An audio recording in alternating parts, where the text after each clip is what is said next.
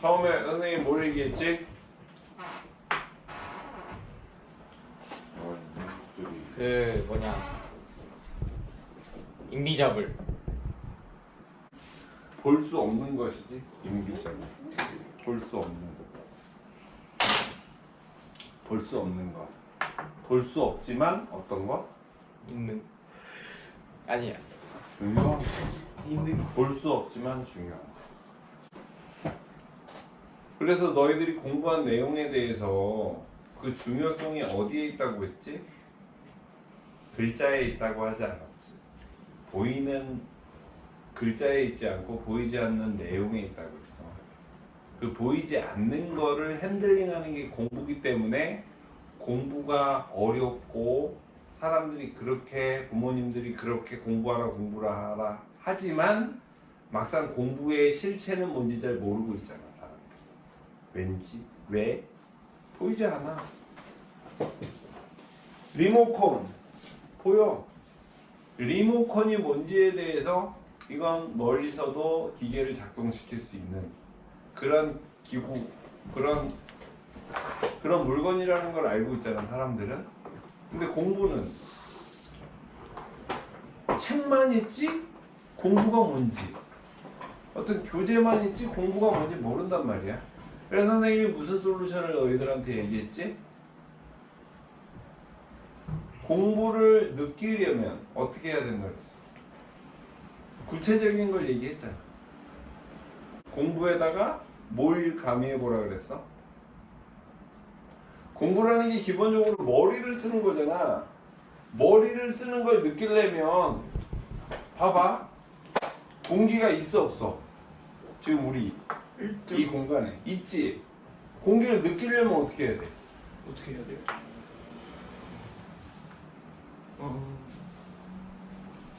공기의 저항이 느껴지잖아.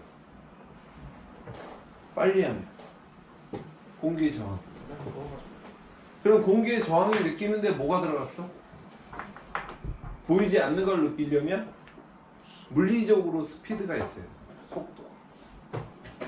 그래서 내가 너희들 공부하는 내용에 대해서 뭘 붙여보라 그랬어? 뭘 스피드? 붙여보라 그랬어? 스피드를 붙이라고 그랬잖아. 진짜요? 헐. 저걸 이 말을 한다는 게 너무 대단하다. 진짜였어. 선생님은 무슨 얘기를 해도 막연하게 안 하려고 노력하는 사람이에요. 그래서 여러분들한테 구체적으로 선생님이 보이지 않는 인비저블한 어떤 그렇지만 소중한 프리셔스한 그런 너희들의 그 능력감을 조금 여러분들의 능력감을 좀 알려주기 위해서 스피드를 붙여보라고. 그래서 수학 문제를 해서 20문제 전후의 문제를 풀었다고 치면 그 문제를 풀고 풀이 과정을 외우고의 문제보다도 그 문제들에 대해서 스피드를 한번 내보라 그랬잖아.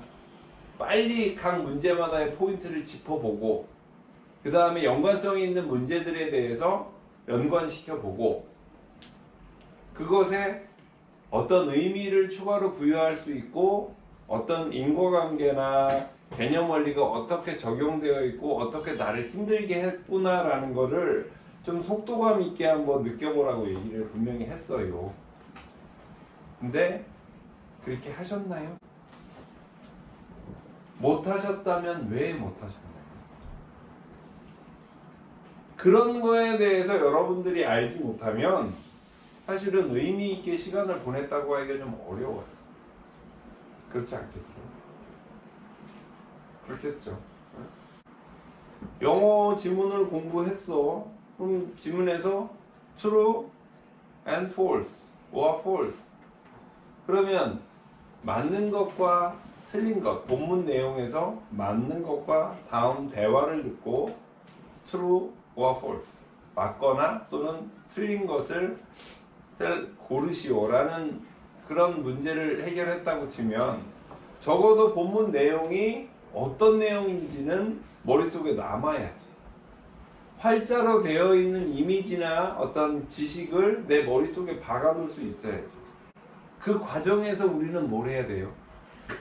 집중해야 돼요. 집중. 집중하고 정성껏 그걸 읽고 그걸 내 머릿속에 체계적으로 구성하려고 노력해야 되는 거, 그게 바로 영어 공부의 어떻게 보면 중요한 포인트잖아요. 그렇게 안 하신다고요. 그렇게. 그런 방법이 있는지조차 모르신다고. 그냥 막 한다고. 그러니까 공부를 해도 내가 공부를 하긴 했는데 내가 아는 건지 모르는 건지 한 건지 만 건지 스스로도 잘 몰라. 내가 지금 뭔 짓을 하고 있는지. 그런 식으로 공부를 하면 공부가 일단 스트레스가 되고 하기 싫은 게 되니까 재미가 없어지니까 공부 많이 하고 싶은 생각이 없죠. 일도. 그러니까 문제가 되는 거지. 그래서 여러분들이 지금까지 그러고 살았잖아. 그러지 말자고 내가 얘기를 했고, 공부나 모든 것의 질적인 측면은 인비저블, 보이지 않는 경향이 있다는 거지. 사랑도 보이지 않아요. 사랑도. 그러니까 오늘 만약에 공부를 한 게 있다 그러면 그 내용을 내가 얼마나 충실하게 체계화 시키려고 머릿속으로, 또 그러한 노력들이 여러분들이 일상 속에서 살 때 다른 사람이 여러분들의 모습을 봤을 때 쟤는 저 녀석은 뭔가 항상 조금 뭔가 생각에 잠겨 있는 것 같은, 가볍지 않은, 신중한, 진중한 그런 느낌들을 자연스럽게 줄 수 있어요.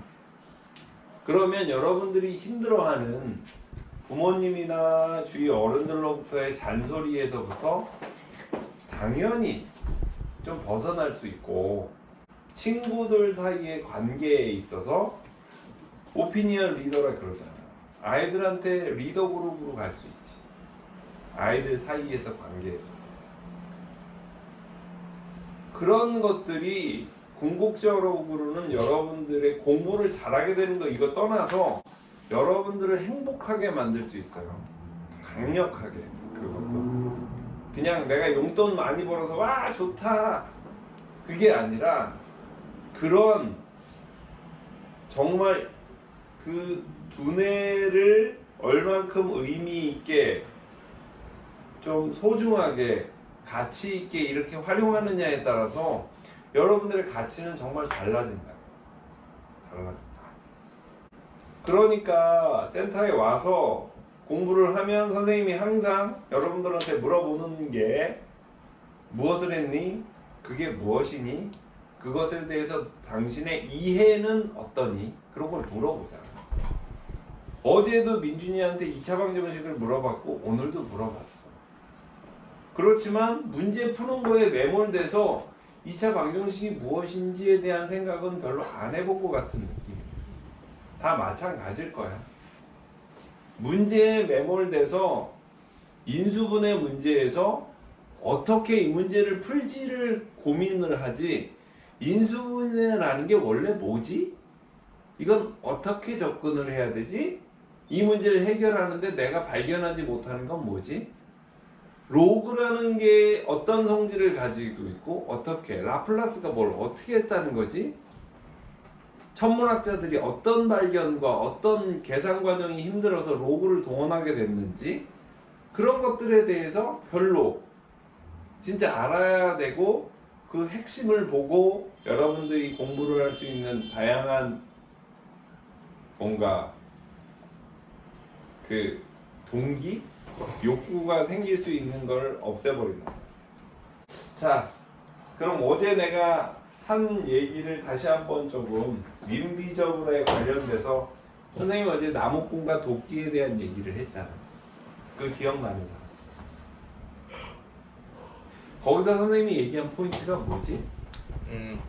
성구 형이랑 비교를 하셨는데, 이제 성구 형을 이제 성구 형이 맨날 공부 열심히 하고, 예를 들면 열심히 하겠다 그러는데 그거는 성구 형이 하는 게 아니라 성구 형의 노력이 한다고. 예를 들면 나무꾼도 자기가 직접 나무를 캐는 게 아니라 나무꾼의 그 도끼가 직접 하는 건데 뭐라고 하셨어요? 그건 좀 아닌 것 같은데 하여튼 비슷하게 얘기하려고 노력을 했는데 봐봐 얘들아, 나무꾼이 도끼로 나무를 내려치는 행동 그 눈에 보여 안 보여? 그 행위는 보인다고 분명히 보여. 나무꾼이 왜 도끼로 나무를 내려쳐? 왜 쳐? 나무를 운동하려고? 아니잖아. 나무를 쓰러뜨리는데 목표가 있는 거잖아. 그치? 그래야 일단 넘어뜨리고 나서 나무를 더 잘게 정리를 해서 그걸 땔감으로 보통 내다 판다. 그런 이미지란 말이야. 옛날에는 지금처럼 가스 뭐 이렇게 하는 게 연료가 이렇게 해. 근데 나무꾼이로 해서 내려쳤어. 끄떡도 없어. 쳤어. 끄떡도 없어. 한 50번쯤 쳤어. 뭐 한두 번 쳐서 끄떡 없는 건 인정. 근데 50번을 쳐도 끄떡이 없어. 그때쯤 되면 나무꾼한테 무슨 생각이 들어? 포일까? 그렇지. 쳐볼까? 이거 힘만 들고 때려칠까? 이 나무는 내 나무가 아닌 것 같네. 그런 생각이 들잖아. 그렇잖아. 근데 내려치는 것 자체가 의미가 없겠어? 있겠어? 있어요. 의미는 분명히 있단 말이야. 근데 결과를 놓고 볼 때 나의 이 도끼질의 의미가 인비저블이야. 안 보여. 눈에는 괜히 이상한 짓 한 것 같단 말이지. 그래서 성구가 하다가 안 하다가 하다가 안 하다. 성구뿐만 아니라 여러분들도 다 마찬가지잖아. 하다가 안 하다 하다 안 하다 한단 말이야. 만약에 여러분들이 뭘 할 때마다 오늘 성구가 뭘 하면 내가 2만 원 줄게 얘기했어. 당장 리워드가 있단 말이야. 보상이. 그러니까 성구는 오늘 나왔어 안 나왔어? 나왔더라. 그것도 헐레벌떡 뛰어왔더라. 리워드가 즉각적으로 있으니까. 근데 공부가 힘든 게 이런 거야. 인비저블이야. 볼 수가 없어. 즉각적이지 않아. 그러니까 내가 해도 한 건가 만 건가 이렇게 된단 말이지. 그 공부의 성질을 여러분들이 좀 느껴야 돼. 그래서 내가 오늘 정성껏 집중을 했음에도 불구하고 나무는 끄떡 없었다. 그렇다고 해도 나의 이 노력이 헛된 건 아니었다 이 말이야. 언제까지? 내가 이 나무를 베겠다고 하는 그 목표가 있는 한. 그래서 꿈과 여러분들의 목표는 가능하면 높게, 가능하면 여러분들이 만족감을 느낄 만큼 원대하게 품는 게 난 좋다고 생각해. 그래서 선생님은 항상 인간이 도달할 수 있는 최고의 영역을 더 넘어서는 목표를 설정하는 게 난 좋다고 생각해. 왜냐하면 나무가 아무리 단단하고 아무리 튼튼하고 굵은 나무더라도 내 도끼질이 멈추지 않는 한 그 나무는 결국 쓰러질 수밖에 없어. 그럴 거 아니야. 근데 언제 쓰러질지는 잘 몰라. 여러분들도 마찬가지잖아. 공부를 내가 하는 것 자체가 무의미하게 느껴지고 그러니까 하기가 싫어지고, 근데 여러분들이 하는 행동 무의미하지 않다고. 그리고 그 의미를 더 증가시키기 위해서 여러분한테 속도감을 좀 붙여보라고 오늘은 얘기를 한 거지. 속도감. 그리고 성구한테 얘기했지만 속도감도 있을지 모르지만 여러분들이 공부를 한 내용에 대한 완성도에 대한 측면도 한번 생각을 해볼 필요가 있어. 어떤 수학 문제를 해결했다. 그래서 정답을 맞췄다. 그거 하고, 그렇지만 이 문제의 근본 맞출 수 있잖아 사실은. 찍어도 맞출 수는 있는 거 아니야. 근데 이 문제를 내가 어떻게 읽었고 어떻게 접근을 했고 어떻게 결과에 도달했다라는 논리적인 체계가 잡혀 있는가, 그건 한번 생각해 볼 문제야. 내가 2차 방정식만 보면 밑도 끝도 없이 그냥 인수분해만 생각해서 인수분해 이렇게 맹목적으로 덤비고 있으면 그건 사실은 2차 방정식의 풀이 과정을 어떻게 해보려고 그러는 하수의 패턴인 거지. 아 2차 방정식 이거 진짜 인수분해로 그냥 끝나네? 아 이건 재미없네. 인수분해로 끝나는 게 아니라 미지수를 구할 때 뭐 좀 함정을 파놓든가 뭔가 다른 아이디어가 좀 동원될 수 있는 문제를 내야 되는 거 아니야? 그런 식으로 여러분들이 폭넓게 좀 풍부하게 세상을 볼 수 있어야 된단 말이지.